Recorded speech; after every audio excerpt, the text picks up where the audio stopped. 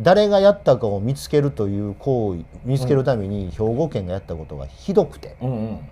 やべえな。すごいね。やべえなそれ。立花が選挙で語ったことが、の中にデマがあっあったたではないと。ね。デマしかなかったです。だってほら世の中はさ、立花はダメってなっていくわけじゃん、で折田楓もダメってなっていくわけじゃん、その時に自分は大丈夫だと思ったのは選挙に勝ったっていうことだけだけもうそこなんだよね。すごいね。だけ結果として復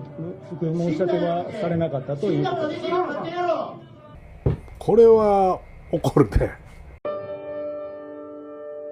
なぜ俺が人殺しと言ったかということの前にどうして元彦がそんな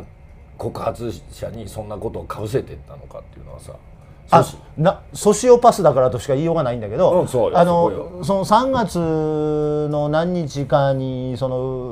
斉藤元彦さんがいかにひどいことをやっているかという告発文書を、国会議員県会議員でいくつかの報道関係者、警察関係者、10人なんだけど、10人に、明確に名当て人を作ってね、だから匿名ではあるけれども、名当て人は明確にした状態で10人限定で文書を送ったわけですよ。だから今はもうみんなそれがやったのは西播磨県民局長だということは分かってるけれども、その受け取ったタイミングの2024年3月の十何日だったかな、のタイミングの今日の年表の1行目ですよ。1行目今日の年表の1行目のあの瞬間には受け取った国会議員県会議員以外は、その文書の存在を知らない状態だったのね。でそれを3月の25日前後に誰かが知事に渡しに行ってる。誰かがね、誰かがこんなん巻かれてるぞ、想像はできるけど誰かが渡しに誰かが渡しに行ってるの。で渡しに行って、でこんなもん許せないということで、池シャーシャーとあいつは調査を命じますという話をしちゃったわけ。これ誰が書いたんだっていう調査でそこから全てのものが崩れ始めていって、そんなことしていいのと。でそしたらちょうど丸尾さんとかが県職員アンケートとか始めて、書いてることを本当かどうかっていうアンケートとか書いてること本当かどうかアンケートよりも丸尾さんは、その文章だけではなくて、いろんな人から斉藤元彦さんのパワハラとか、その県政の緩みというのを聞くから、県職員にアンケートしたりとかってわーっといろんなことが動きがあって、その過程でおねだりとかっていうのが出てきてうんぬんかんぬんワイドショー的なことになってる。でそれでも元彦は強気を崩さずにやってて、でその時に誰がやったかを見つけるという行為、見つけるために兵庫県がやったことがひどくて、全県庁のメールサーバー止めてんねん。止めた？なんで？メール見るために。業務止めてんねん。何時間ぐらい？半日って言われてる。5、6時間だよね。5、6時間。すげえなそれ。それ検索したってこと？メールサーバー。そう。やべえな。すごいね。やべえなそれ。令状も何もない状態ですよ。中華人民共和国みたいな。完全にメールサーバー止めてんねんで。でもそんな権利あんの？ないよ。ないよね。ないよ。ないよね。多分あの人ね今聞いてて顔真っ青になってる。ないよね。ないです。それ権利とか起こるよねそりゃ。いやだから後から聞いて、おいだからみんなおいってなるよね。おいって。だからそこまでやったんってですごいのは、これはちょっと余談なんだけど、メールサーバー止めてんでって一言で、俺ら顔真っ青になるやん。普通の会社で考えられない。ありえないよ。ビジネスリテラシーとして、それはプライバシーとかではなくて、お役所やからそういう言い方はそぐわないけど、俺らのいる世界やったら、メールサーバー飛ばしといたら、おいその何時間の金儲けどうなんねんって話やん。銭儲けが止まるやんって話やん。プライバシーなんか知るかボケと、そんなもんお前全部文章読まれてるのは別に構えへんけども、お前らがそのためにメールを止めるということは、メールサーバーを止めるということは、ビジネスが止まる、銭儲けが止まるということだと、金が儲けれないじゃないかということでダメなわけじゃない。でもごめんこれ言葉言わずに言うけど、登場人物が高齢者と田舎者ばっかりやから、はい、アウトルックが線抜けたぐらいしか思ってないね。登場人物ってどこまでの登場人物？いやいや、県の幹部も含め幹部だよね。幹部、職員のさ、職員の現場の職員はあれでしょ。そんなことないよね。一般職員は大変なことだって分かってんのよ。分かるでしょ。だって止まっちゃうんだから全部が。斉藤知事の周りの腰巾着がそういう登場人物ってのはそういう定義ね。その登場人物でかつそれと立花隆を応援したり、立花隆の言ってることが正しいとか思ってるような知的近知三者の皆さんなわけじゃないですか。どこまでの人がそれなの？三宮の駅前に集まった人とかそうですよ。わあ、あの人たちは。まあそれはそうだろうね。だって後に立花隆が自分で全部嘘でしたという選挙ポスターを読んで、普通のリテラシーがあれば、アホやろこれ書いたやつって思うやつを、うわ県民局長不倫してたっていうような能力の欠如した人ですよ。その人らもアウトルックの線抜いたぐらいやろと思ってんね。メールサーバー止めた話は奥山先生の本とかには書いたんだっけ？入ってあるはずやね。もうそこまで覚えてないけど書いて止めてると。今月末に出るあれは限界地方政治は、はい、あれは書いてないんだっけ？俺は書かへん。それは今回テーマ書いてへんから、だってさメールサーバー止めただけじゃないんだもん。何なの？だって後に出てくる西播磨県民局長に対して出てくるけど、どうやって調べたんやっていう片山の圧迫面接みたいな音声データは、あれは最後の最後の局面やけど、いろんなやつにあれやってんねん。部下のね。お前ら言うの。まあでもあいつサンダル履いてるからしょうがないよね。いやちょっと想像以上にひどいね。もう時代ネタになって頭から時代になってる片山はやばいよね。サンダル履いてやがるこいつ。ほんでそれ業務で抑えに行っててね、なんぼ懲戒免職のための調査プロセスに入ってるとは言えよ、そのままパソコン持って帰ってんねんて。西播磨県民局長のね。むちゃくちゃなわけ。でそやけど何度も言うように登場人物が高齢者と、30年前に入省してね、30年前の仕事のまま令和8年まで来ましたという高齢者と、それと能力が低いから東京はおろか大阪にも出られへんかった、頭が悪くて立花隆の言うことを信じてしまうような、能力上の近知三者の110万人だから、パソコン持って帰るの当然やんみたいな、もうすごく傲慢なこと言うと東京大阪基準の資本主義が行き渡ってないので兵庫県は理解ができないのよ。いろいろね言葉の定義はありますが、田舎者ってもうちょっとうまい表現ないんですかね。俺も田舎者って言うけど、田舎に住んでる地方に住んでる人を田舎者っていうわけじゃないじゃないですか。でも明らかな田舎者っているよね。東京にもいるじゃん。端的に言うと資本主義のルールが分かってない人、そういうことね。そこの話は後でするんやけど、パワハラがなぜダメなのかというのもね、今日俺とある人に順々と説明したんですが、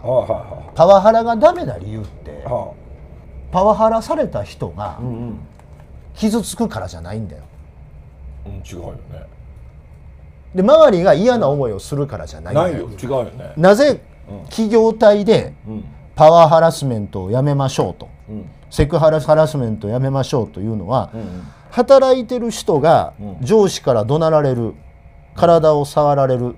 ということがあると、働いてる人の尊厳が傷つくからでは、資本主義は妥協しません。資本主義がなぜパワハラはダメ、セクハラはダメと言ってるかというと、パワハラが蔓延する職場、セクハラが蔓延する職場は、生産性が落ちて、必ず判断を間違えるからです。まあ7割ぐらい同意する。お金儲けの邪魔だからパワハラをやめてくださいね、セクハラをやめてくださいね。企業としての動機はね、企業としての動機はそうだけど、やっぱり変な話、別に日本だけではなくて、いわゆる組織体が維持していく、長く維持していくためにはパワーハラスメントとかがあると構造が壊れるから、構造が壊れてみんな判断してというむちゃくちゃなことがあったから、県議会は百条委員会を立てて、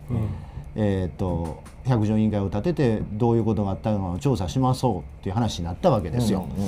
で、百条委員会を立てるほんまにズブの素人も聞いてんのかな。ズブの素人って全く知らない人聞いてるよ。だって同時視聴5594とか異常だもん。全く知らない人でも限りなく俺は全く知らないよ。いやいや、しかも俺だってさでその3月に、その嘘800とか公務員失格3月27日の記者会見でそれを言うて、でそこからもう蜂のすす叩いたみたいな騒ぎになって、でその指示があったからメールサーバー止めるわ PC 押収するわの調査があって、5月の7日に懲戒免職が誰がその文章を書いたかっていうのが判明して、5月の7日にその人に懲戒免職が下るんですよ。でその懲戒免職に至るプロセスがそうだから、もちろん斉藤元彦さんみたいな仕事ができない人とか、片山さんみたいな30年前の常識で生きてるロートルとか、立花隆を後の話だけども、後に立花隆のことを信じてしまうような能力の低い兵庫県民とかはその異常性がわからないけれども、兵庫県の一般職員及び県会議員は資本主義についてこれる人たちなので、県の執行部がやってることがおかしいっていうことになるわけですよ。だからいろいろ調査せえって言うわけですよ、議会として。で調査するためには第三者委員会を立てろって言うわけやけど、元彦は自分は何も悪くないと思うから、第三者委員会を立てないわけ、調査のための。最初ね。最初。で議会はしびれを切らして、本来百条委員会立てるわ、地方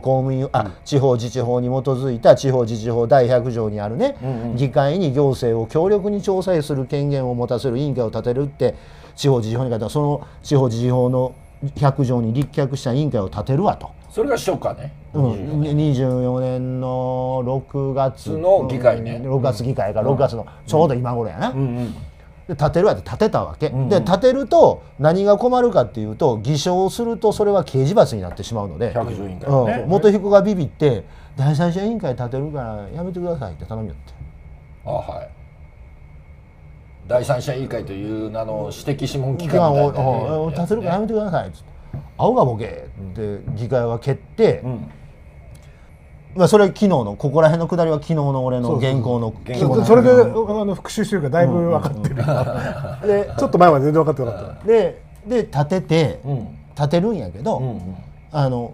こう百条委員会立てるんやけど、元彦は元彦で第三者委員会立てるみたいな感じで両方立つことになったわけですよ。それもおかしな話だよね。それもおかしいっていうかさ、変だよね。変なんだよね。変だよ。でそこは元彦という変質者がいるとね、全ての軸が歪むということですよ。でその時もそれからずっと5月3月の終わり4月の頭から続いてた関西の過熱報道がですね、元彦がいかに社会人としての能力が低いかということをこう報道しまくるから、もう世論は大沸騰するわけですよ。大沸騰するわけ。なんか面白いことが始まったぞって、で元彦を見たら気持ち悪いやん普通に。気持ち悪い。そうするとさ、もう元彦気持ち悪いから、で当時の元彦の動画というのはね、それこそ今回の俺のあれやけど、その百条委員会が立った頃、元彦さんがカニのおねだりしてましたとか、スキーウェアのおねだりしましたと報道の時っていうのは、しゃべる元彦があちこちで流れるわけですよ。そうね。あちこちでもうあちこちでしゃべる元彦が、メディアはその時はでもおねだり知事、パワハラ知事おねだり知事ということでしゃべる元彦が出てくるわけで、あいつ能力が低くて気持ち悪いからしゃべったら見てたらみんなキャーキャー言うわけよ気持ち悪いって。もうこいつあかんやんになるわけで、誰が見てもあかんやつやから、うわこいつあかんやつやっていうことで、綺麗なおじげキモいよキモいよなって。でしゃべる元彦がそのまま動けば、気持ち悪さで言うとね、籠池長男ぐらい気持ち悪いのこいつ生で見ると。そうだね。俺も1回ぐらいしか生で見たことない。生で見ると籠池長男ぐらい気持ち悪いから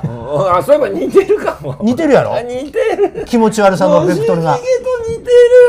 似てるね確かに。だから赤澤の兄貴俺が見た時にね、関西で気違い見つけたら絶対たもっちゃん来てるよなって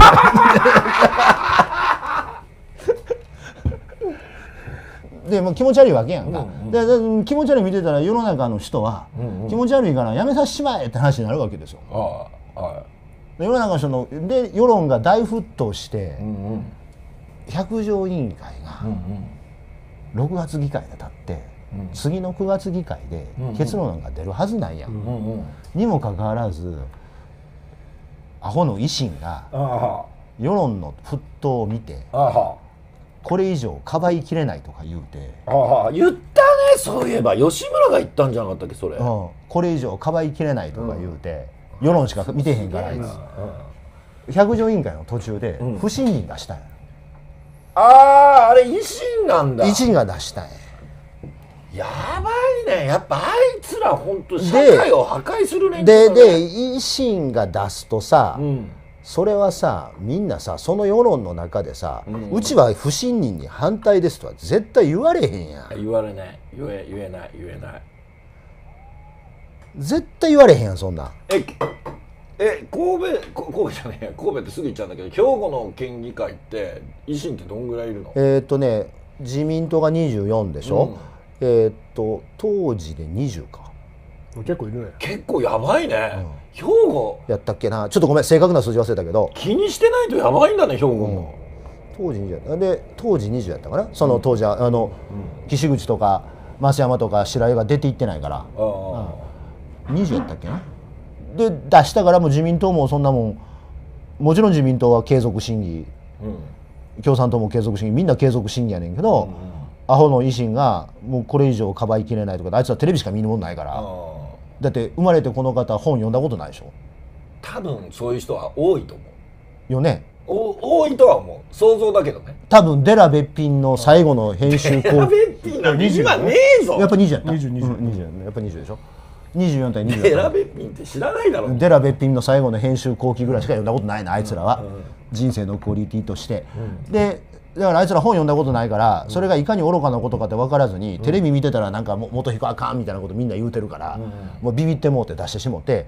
出されたらその世論の高まりで、いやちょっと今タイミング違いますってとか言えないの。だから全会一致で不信任決議が通ってしまったわけですよ。で通ったら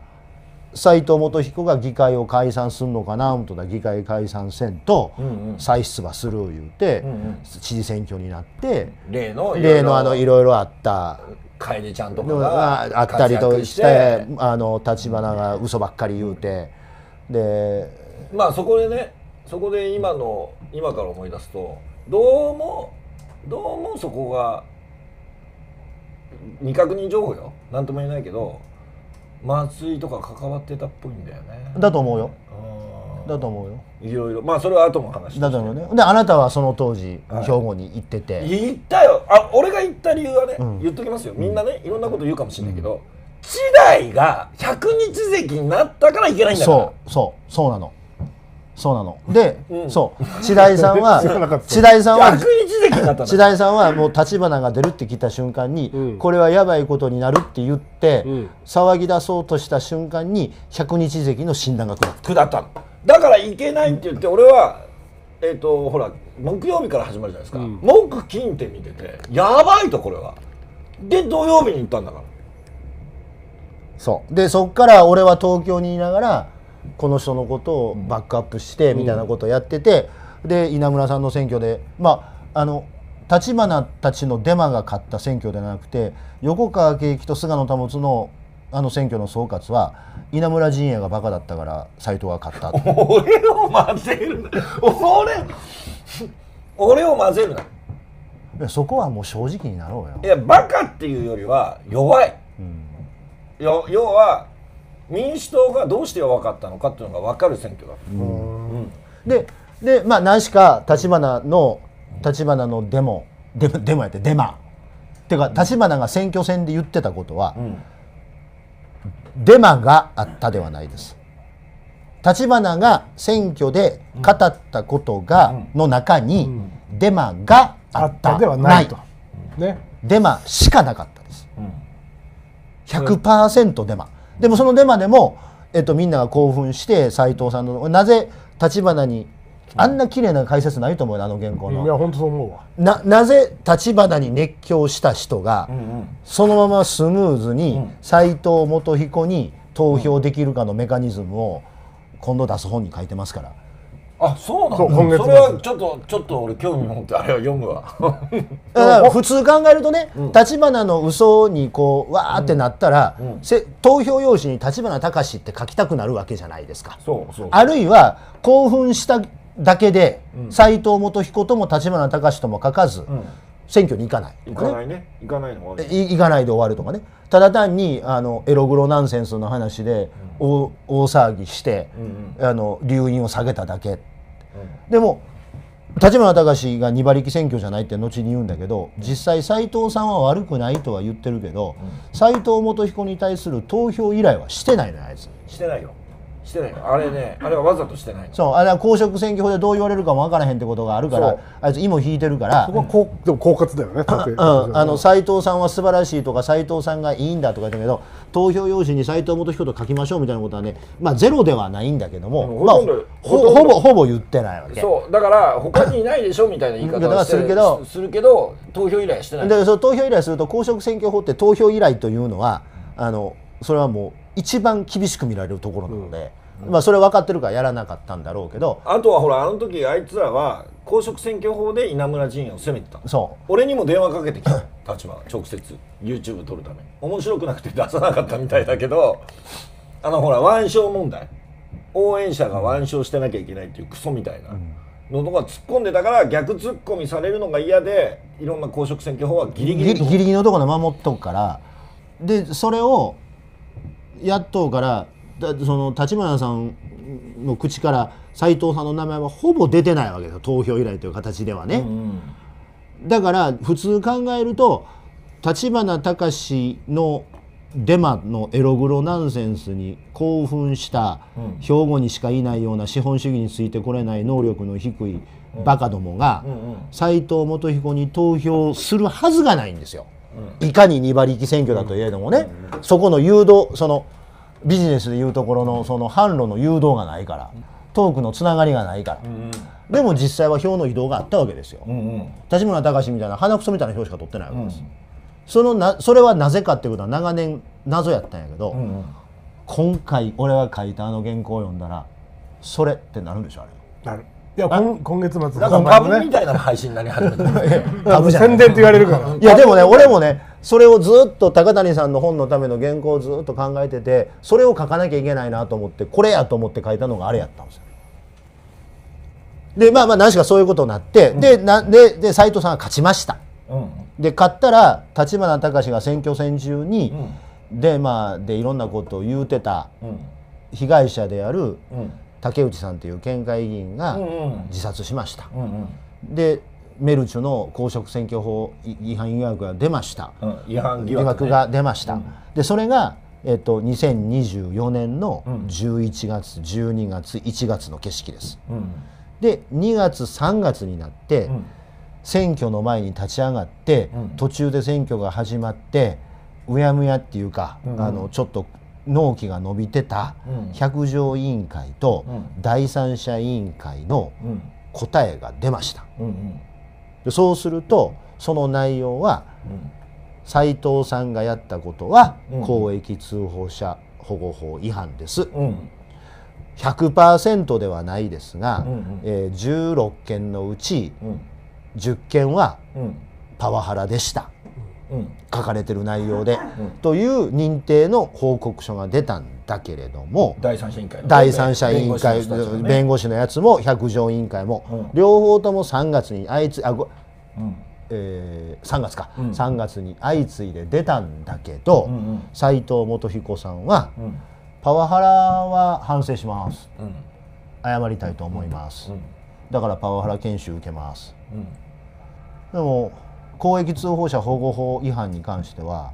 県の対応は間違ってませんでしたっていうことで、違法認定を無視するようになったわけですよ。それはなんで？選挙に勝ってるから。選挙に勝ってるから無視しても大丈夫だっていう判断？あいつの。じゃないよね。じゃないよね。やばいねやっぱね、それを考えるとそこのところのタイミングはあるの？タイミングでどういうこと？とはだってほら世の中はさ、立花にどんどん立花はダメってなっていくわけじゃん、で織田楓もダメってなっていくわけじゃん、その時に自分は大丈夫だと思ったのは選挙に勝ったっていうことだけもうそこなんだよね。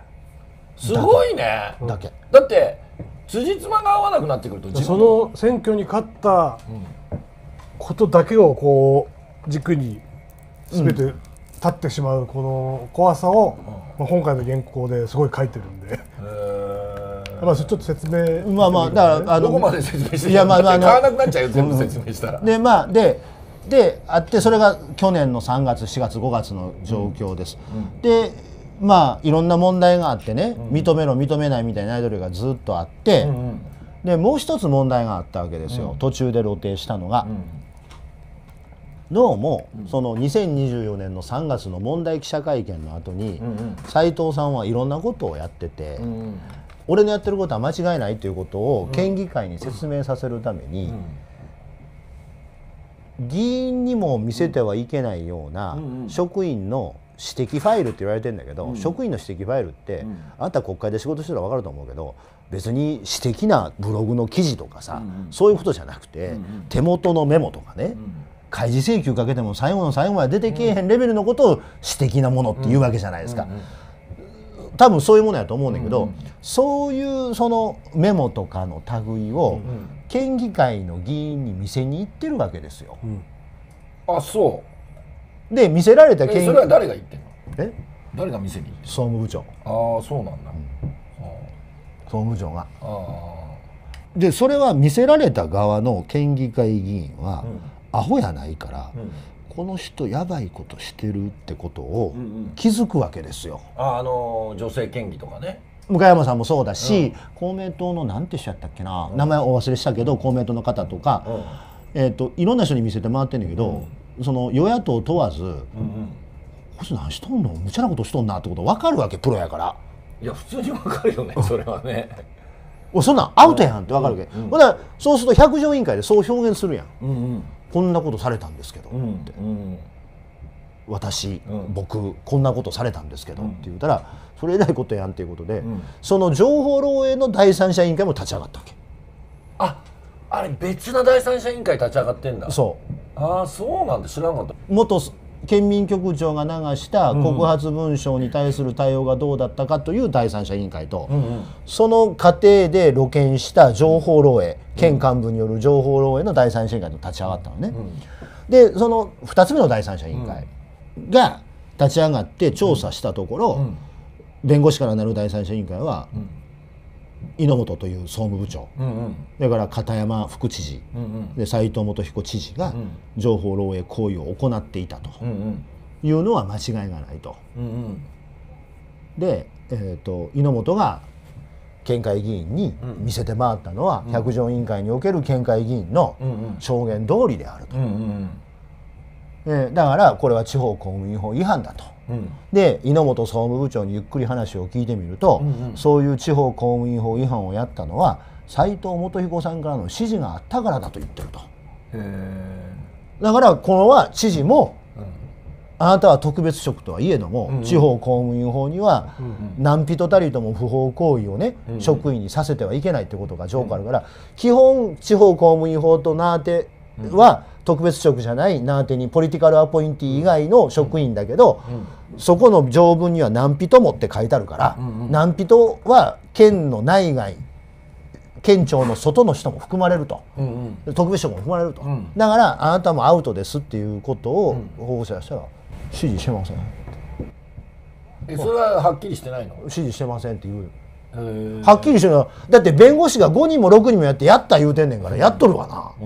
まあ実際はやってるんだろうけど、でまた総務部長が自分の思いで指示のためによし情報漏洩しちゃおうと言うとは思わんよね。まあね。でも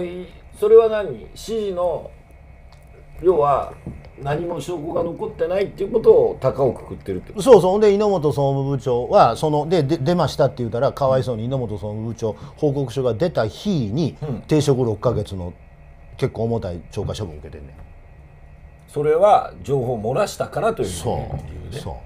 すげえな。なんか安物の B 級 C 級映画に出てきそうな展開だな。で元彦は、でも弁護士があんだけおって、でまず猪本も、猪本さんって結構県庁の中で力持ってて、一説には権力といえば元彦よりも上なんじゃないかということを言う職員がいるぐらい実力者なのよ。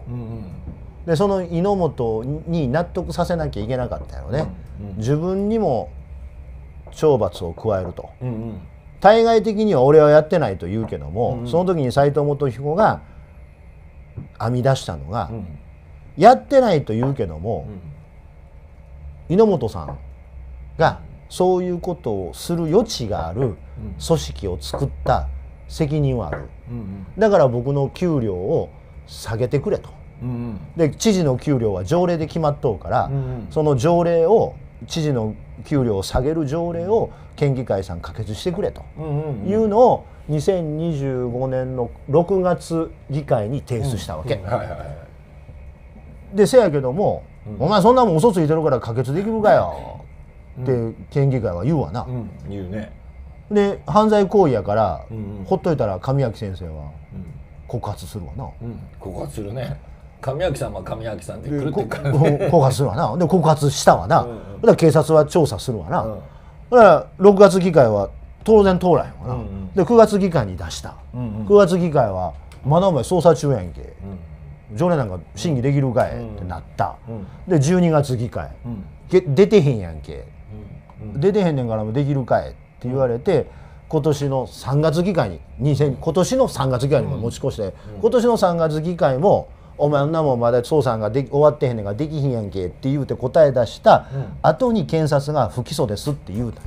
でも不起訴やから不起訴になったから今年の6月議会はその条例通したるって自民党は言うてたんや。なんで不起訴だったんだろう。嫌疑不十分。嫌疑不十分なんだ。だね、猪本の場合は起訴猶予。で猪本がなんで起訴猶予になったかっていうと、実行行為があるから。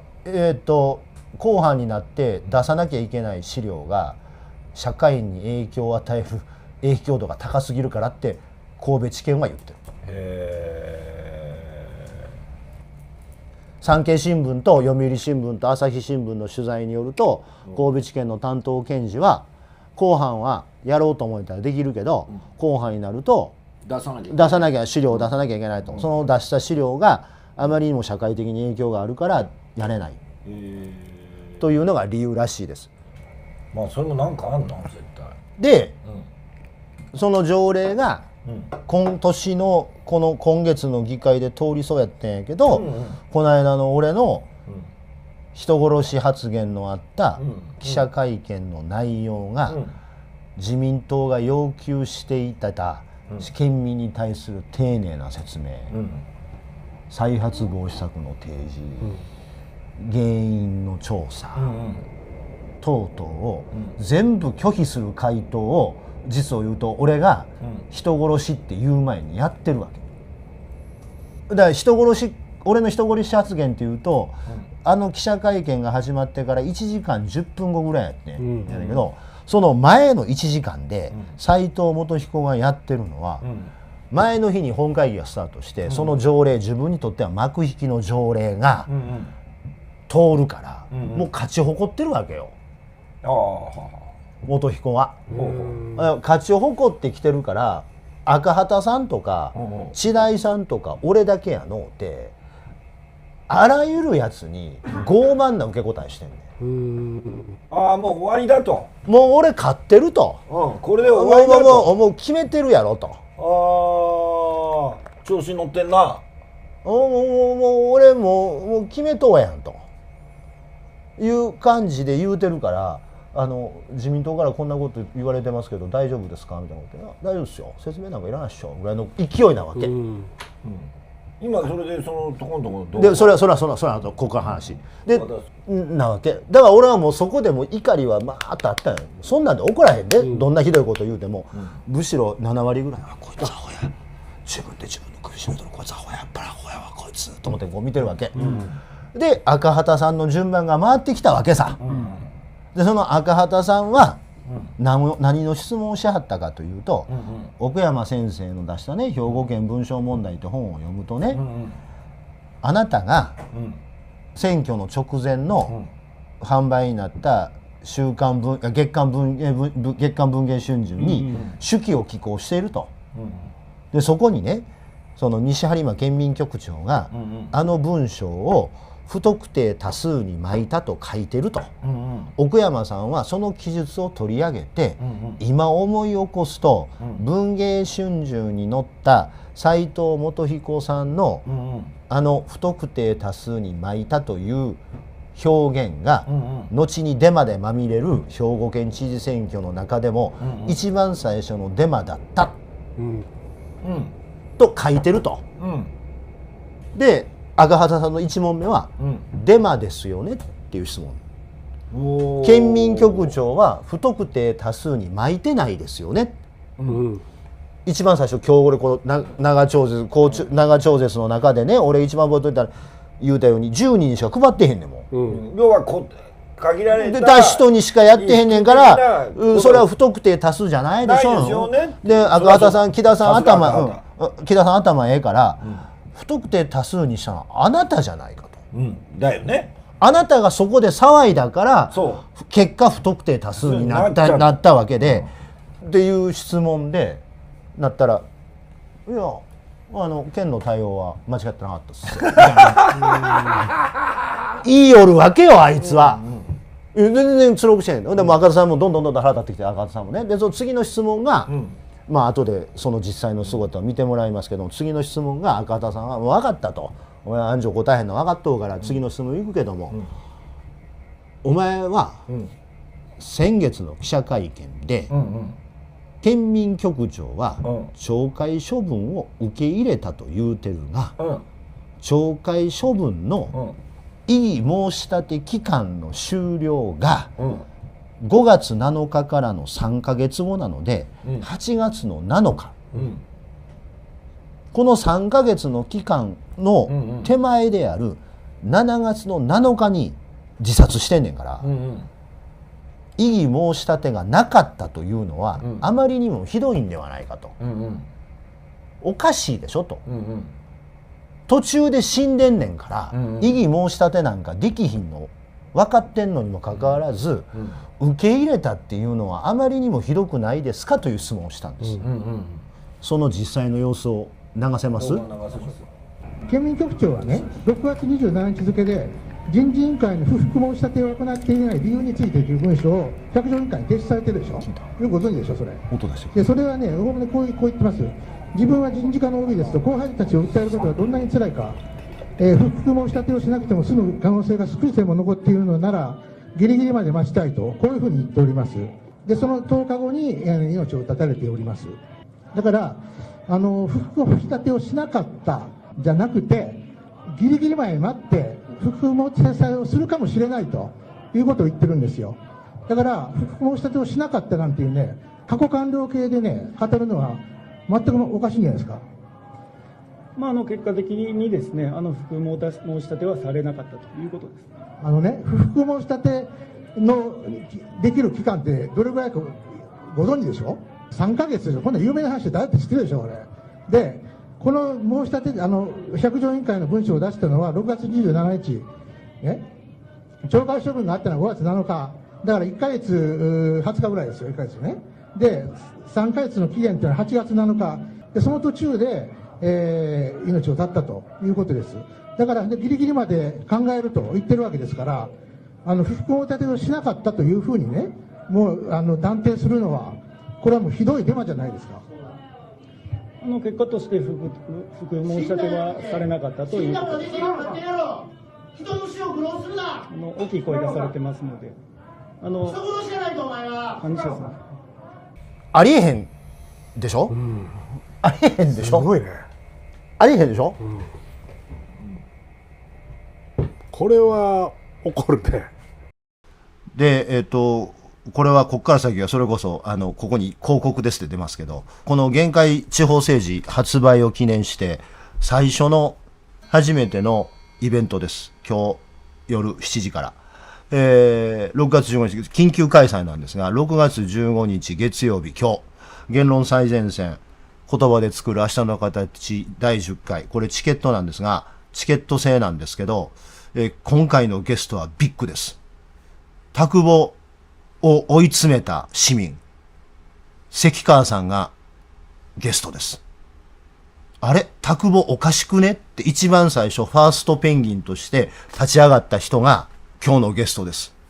緊急開催です。で、聖さん伊東に移住してたんで、聖さんとその関川さんと、田久保おかしくね、こいつ言ってることとやってることおかしくねって普通の市民が最初一人で立ち上がって今の状態に持っていったわけです。